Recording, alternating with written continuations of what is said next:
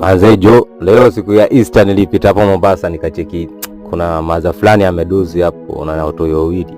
Nikajua lazima aje kula. Ikabidi nimeenda nimebuy ndizi ni na nini maziwa kiasi na nikampata ndo huyo maza hapo hivyo. Maza hapo nikamwamsha, alikuwa amedozi mbaya sana. Nikamwambia, vipi mami? Profiti. Uko poa?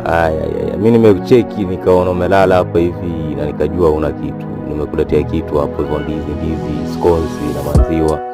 Kampa maza hapo. Maza akapokea fiti.